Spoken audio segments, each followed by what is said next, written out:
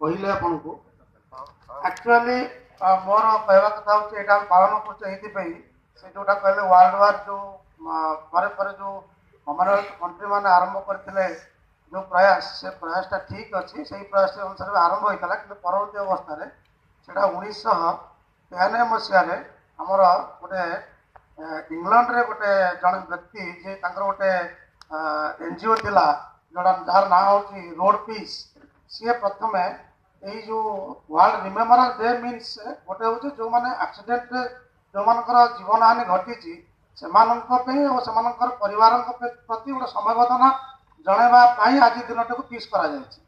ଦ୍ୟାଟୁ ସେଇଟାକୁ ଫିକ୍ସ କରାଯାଇଥିଲା ଏଇଥିପାଇଁ ଯେ ସର୍ବସମ୍ମତି କ୍ରମେ ମାନେ ଟୋଟାଲ ୱାର୍ଲଡ ୱାଇଡ୍ ଫିକ୍ସ କରାଯାଇଥିଲା ପ୍ରତ୍ୟେକ ବର୍ଷର ନଭେମ୍ବର 3 ରବିବାରକୁ ଏହି ଦିନ ହିସାବରେ ପାଳନ କରାଯିବା ପାଇଁ।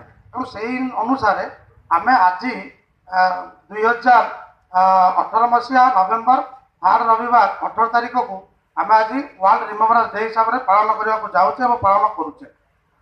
1993 ମସିହାରେ ଯେଉଁ ଭଦ୍ର ବ୍ୟକ୍ତି ତାଙ୍କର NGOକୁ ନେଇ ଏ ଯେଉଁ ଆରମ୍ଭ କରିଥିଲେ ରୋଡ୍ ରିମେମ୍ବରାନ୍ସ ଡେ ତାପରେ ସେଇଟା ସମୟକ୍ରମେ ପ୍ରତ୍ୟେକ ଅଲଗା ଦେଶମାନେ ବି ତାକୁ ପାଳନ କରିବାକୁ ଆରମ୍ଭ କଲେ। ଅଲ୍ଟିମେଟଲି 2005ରେ ସେଇଟା ଆମର ଆମର ଯେଉଁ ଅଛି ୟୁନାଇଟେଡ୍ ନେସନ୍ସ ଆସେମ୍ବଲି ସେଥିରେ ସେଇଟା ଆକ୍ସେପ୍ଟ ହେଲା ପରେ ତାପରେ ଅନ୍ୟାନ୍ୟ କଣ୍ଟ୍ରି ମାନେ ବି ତାକୁ ପାଳନ କରିବା ପାଇଁ ଲାଗିଲେ। ଅଲ୍ଟିମେଟଲି 2009ରେ ଇଣ୍ଡିଆ ସಮೇତ ଆହୁରି 30ଟା କଣ୍ଟ୍ରି ତାକୁ ବି ପାଳନ କରିବାକୁ ଆରମ୍ଭ କଲେ। ଏଇଭଳିଆ ଏହି କ୍ରମରେ ବର୍ତ୍ତମାନ ୱାର୍ଲଡର ପ୍ରାୟ ସମସ୍ତ ସବୁ କଣ୍ଟ୍ରି ଏଇ ରିମେମ୍ବରାନ୍ସ ଡେଟ୍କୁ ବର୍ତ୍ତମାନ ପାଳନ କରୁଛନ୍ତି। ରୋଡ୍ ଭିକ୍ଟିମ୍ ମାନଙ୍କର ସମବେଦନା ତାଙ୍କ ପ୍ରତି ସମବେଦନା ଜଣାଇକି ତାଙ୍କ ମନେ ପକାଇବା ପାଇଁ ଏ ଦିନଟିକୁ ପାଳନ କରାଯାଉଛି। ଆଉ ଗୋଟେ ଜିନିଷ କହୁଛି ମୁଁ ଯେ ବର୍ତ୍ତମାନ ପାଳନ କରୁଛେ ଆମେ ଯେଉଁ ଆକ୍ସିଡେଣ୍ଟରେ ଯେଉଁମାନେ ଭିକ୍ଟିମ୍ ସେମାନଙ୍କ ପାଇଁ ପାଳନ କରୁଛେ କିନ୍ତୁ ମୋର ମେନ୍ କହିବା କଥା ଯେହେତୁ ଆକ୍ସିଡେଣ୍ଟଟି ଘଟୁଛି ତାପରେ ତା ପାଇଁ କିଛି ଭିକ୍ଟିମ୍ ଆକ୍ସିଡେଣ୍ଟ ଯୋଗୁଁ କ୍ରିଏଟ୍ ହେଉଛନ୍ତି।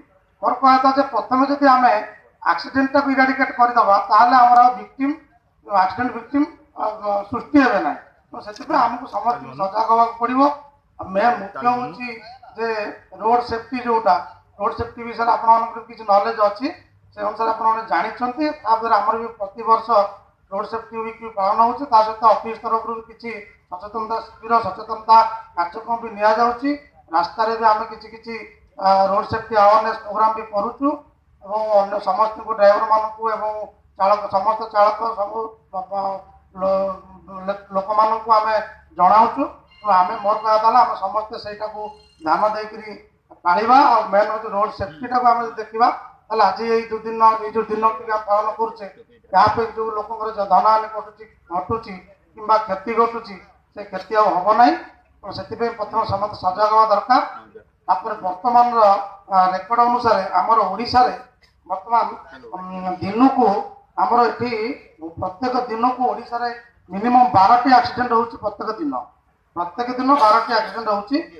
ଡେଥ୍ ହେଉଛି 12ଟି, ଆକ୍ସିଡେଣ୍ଟ ହେଉଛି 30ଟା ଆମର। ତେଣୁ ଆମେ ତାକୁ କେମିତି ଛୋଟ ବଡ଼ ସବୁ ମିଶିକିରି ତାକୁ ଆମେ କେମିତି ମ୍ୟାନେଜମେଣ୍ଟ କରିବା ସେଇଟାକୁ ଆମେ ପ୍ରଥମେ ପ୍ରୟାସ କରିବା। ତାପରେ ଆମେ ଯେଉଁ ଆଜି ଦିନଟିକୁ ଏଇ ଯେଉଁମାନଙ୍କର ଭିକ୍ଟିମ୍ ଅଛନ୍ତି ଆମର ରୋଡ୍ ଭିକ୍ଟିମ୍ ସେମାନଙ୍କ ପ୍ରତି ସମବେଦନା ସମବେଦନା ଜ୍ଞାପନ କରି ମୁଁ ସାର୍ଙ୍କୁ ସମସ୍ତଙ୍କୁ ରିକ୍ୱେଷ୍ଟ କରିବି ଆମେ ଗୋଟେ 2 ମିନିଟ୍ ସେମାନଙ୍କ ପ୍ରତି ଗୋଟେ ଶୋକ ସଭା କରିବା।